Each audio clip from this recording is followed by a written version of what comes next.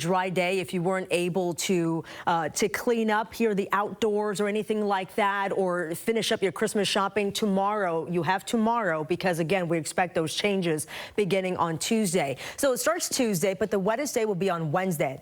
That's when we can expect the heaviest rain move in. What to expect: widespread rain, snow levels starting up high and then dropping by Friday. And again, we'll talk more about these impacts and we'll time out the storm coming up here shortly. For now, back to you two. We'll check back soon, Stephanie. Thank you. The busy holiday travel season is here with a record number of people heading out of town this year. The majority of holiday travelers are going to drive to their destinations, and we know that means crowded roads. News Chopper 4 flew over miles of bumper-to-bumper traffic on the 405 today, and for some drivers, it took even longer to get to their destinations because of closures and detours. NBC4's Tracy Leong joins us live from Bel Air, right along the 405, where major construction is causing some major headaches this weekend. Tracy.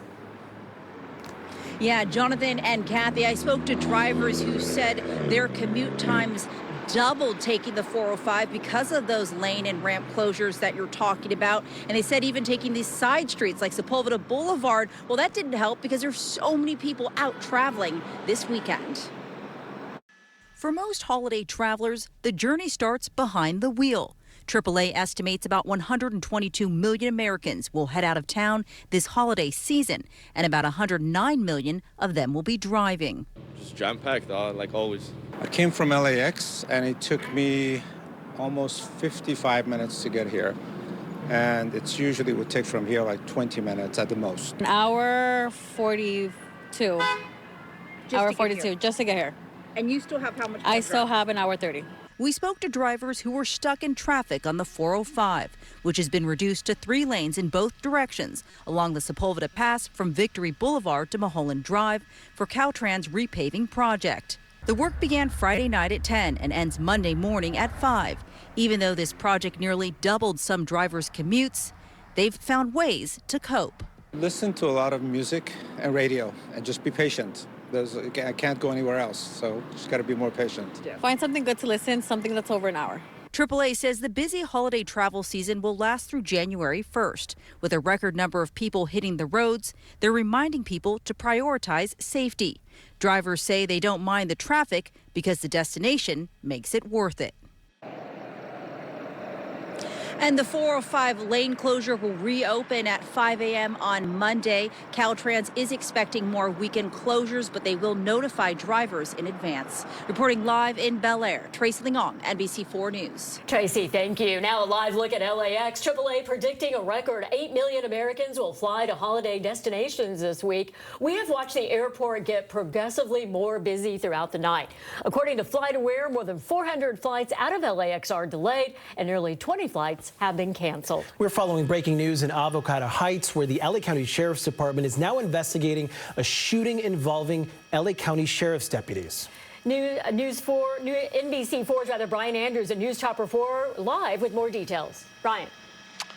Hey, Kathy and Jonathan, thanks. Yeah, so we are here over the 500 block of Workman Mill Road near City of Industry, where Industry sheriffs responded at 5:30 to a disturbance call, this Jack in the Box. What appears to have happened was that there was an officer-involved shooting. I'm going to zoom all the way in here, and I'm going to double up, and it appears that there are bullet holes here in the wall and the window of this Jack in the Box here. What we know is that LA Sheriff is investigating. They have an ongoing investigation right now. We know that per LA County Fire, one person was transported to an area hospital in unknown condition. So right now they're just investigating what happened and what led to that shooting here. And if we find anything else out, we will let you guys know. Brian at News Chopper 4. Brian, thank you. We'll stay on top of that. During the holidays, law enforcement will be looking out for drunk drivers. Overnight, there were 2 crashes involving suspected DUI drivers that caused a lot of damage. The first happened in Baldwin Park over at Eric's Tires right on Ramona Boulevard. The driver was arrested on suspicion of drunk driving after plowing a car into the shop. Video shows a white SUV almost completely right there inside of that store and significant damage to the building. The owner says that it's going to cost a lot of money to replace everything.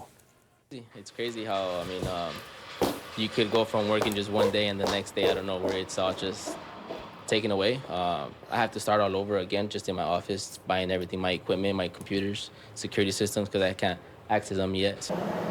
Police say that no one was hurt. Meanwhile, police are looking for a driver who crashed into a home in Highland Park. Police say they were chasing a suspected drunk driver, when the car slammed into a fence. This happened at Piedmont and Avenue 60 just after 1 a.m. Officers say when they approached the car that no one was inside. They say that the driver ran off. New video tonight of a real-life Grinch. A man was caught on camera walking off with a Christmas tree from a lot in Woodland Hills. This happened at the Oregon Family and Seasonal Adventures Christmas tree lot at DeSoto Avenue and Victory Boulevard. The man carried the tree to a car and then drove off. We reached out to the owner of the lot, but he did not want to comment. The LAPD is investigating. And tonight on the winter solstice, the longest night of the year, community and faith groups came together at the Cathedral of Our Lady of the Angels in downtown LA, and they remembered those who spent long, cold nights like this one on the streets of Southern California and died. NBC4's Macy Jenkins was at the ceremony. Rabbi Susan Nanis saying at tonight's service, these deaths say less about the people who lost their lives on the streets and more about those who watched it happen without fighting harder to prevent it. Hymns and prayers echoing throughout the Cathedral of Our Lady of the Angels Sunday night to remember the lives faith leaders fear many have forgotten. Forgive us now for all you suffered, the pain and the loneliness. At this interreligious memorial, the faces of many faiths are illuminated by the flames of 1,564 candles, each representing a life lost while unhoused in LA and Ventura counties this year. Even if they died alone, that they are not alone, that because we're here, we pray and we think of them. The children carrying the flames, high school students with a burning desire to instill change. Eventually, we're the people that I hope can change this someday, and hopefully as the years go on, these numbers of people that have died on the streets, unfortunately, will decrease. Those in the pews not divided by denomination, but fueled by a shared humanitarian obligation. The attempt to care for those on the street is not a Catholic, not a Christian issue.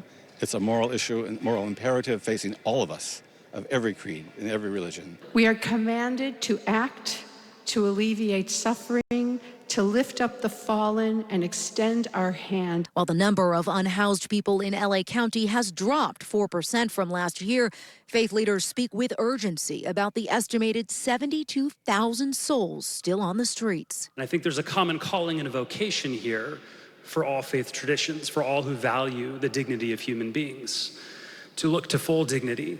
And as we are caring for them, in a sense, we're caring for God living in them. Pastor Tim Compton sharing words from the book of Matthew. When we did not feed them, when we did not give them something to drink, we did that to him.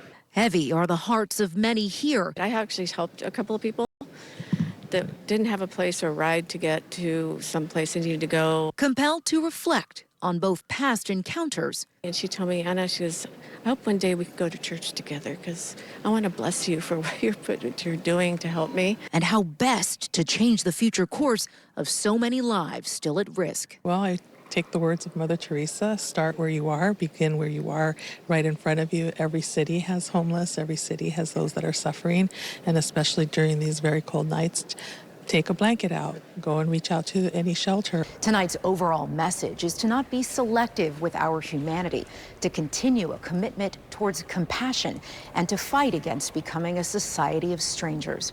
Reporting from the Cathedral of Our Lady of the Angels, Macy Jenkins, NBC4 News. Coming up on this special edition of the NBC4 News.